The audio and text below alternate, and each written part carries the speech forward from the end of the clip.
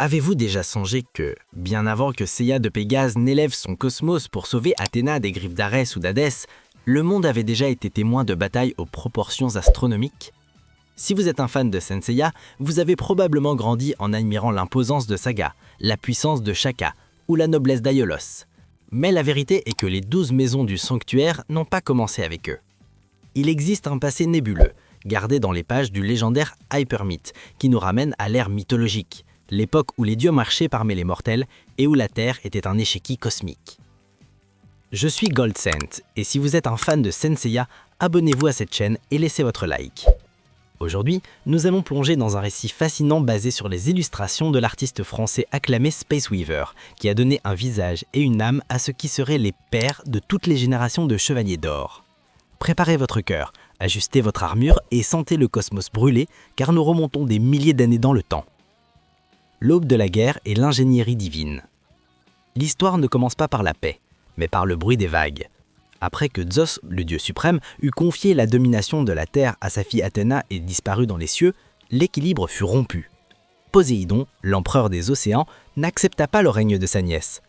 Animé par une profonde ambition, il réunit les guerriers les plus puissants des 7 mers et les équipa des écailles, scales, des armures forgées avec le légendaire Métallorichalque. Les Marinas étaient, à ce moment-là, la force militaire la plus destructrice de la planète. Depuis son trône à l'Atlantide, la forteresse submergée qui servait de base à l'invasion du continent, Poséidon lança le chaos. Tremblements de terre et raz de marée ravagèrent l'humanité.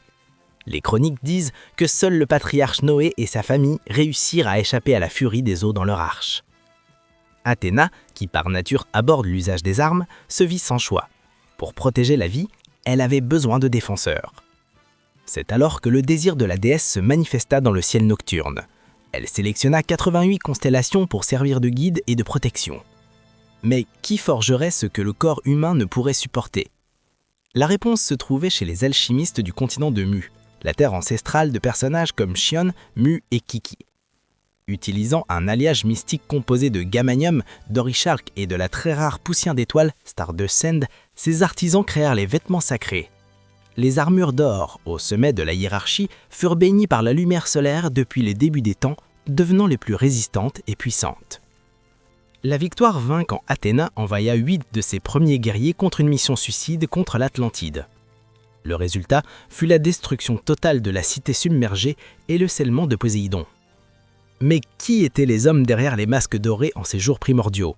Grâce à la vision de Space Weaver, nous pouvons désormais les connaître. Les 12 élus de Space Weaver. Meltobar du Bélier, le bélier de feu. Différent de la lignée des Lumériens, Muviens, que nous avons l'habitude de voir défendre la première maison, Meltobar brise le modèle. Il ne possède pas les marques sur le front ou le visage pacifique de Mu. Avec de longs cheveux roux et une cape d'un rouge profond et sanguin, il exhale une imposance brute. Alors que Shion et Mu représentent la restauration et la patience, Meltobar semble être le feu initial de la guerre, un guerrier dont la présence intimide même les dieux. Son armure possède des détails plus rustiques, rappelant que, à l'ère mythologique, la fonction l'emportait sur l'ornement. Amergin du Taureau, le barde des montagnes. Le prédécesseur d'Aldébaran et Tascar est Amergin. Ses cheveux clairs et son regard concentré contrastent avec une armure curieusement plus propre.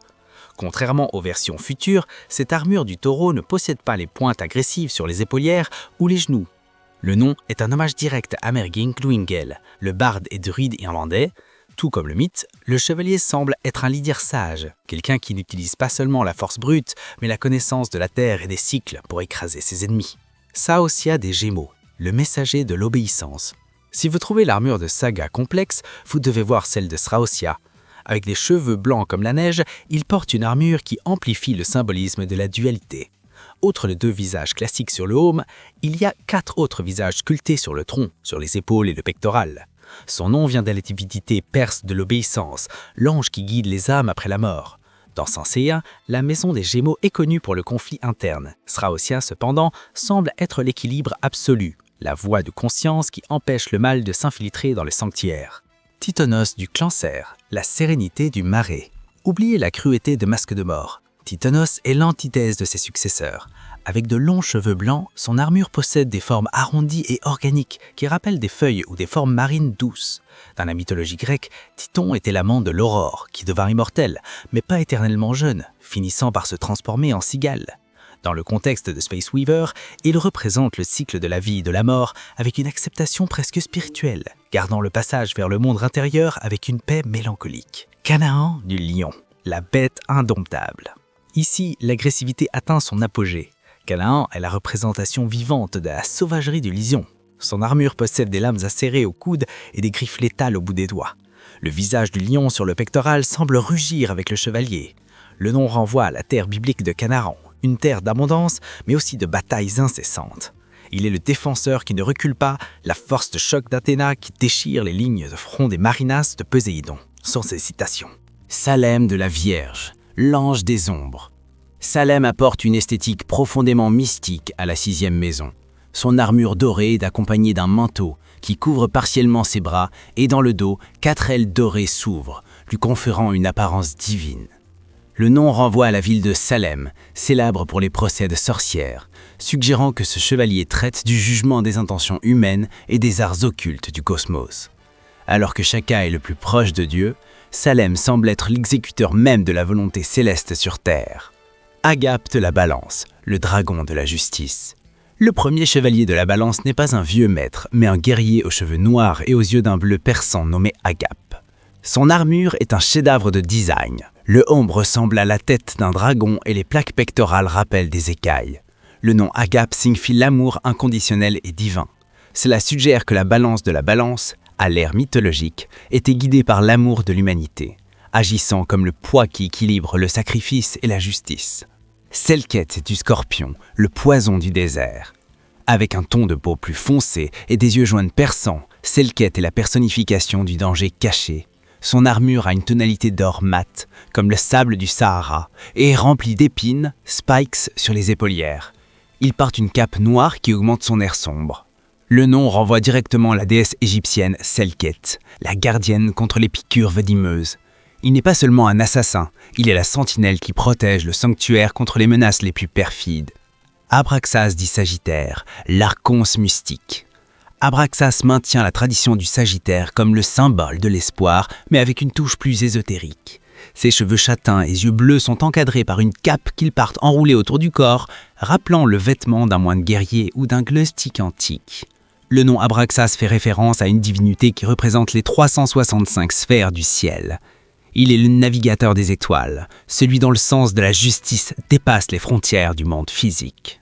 Yaldabaoth du Capricorne, le chevalier d'or blanc.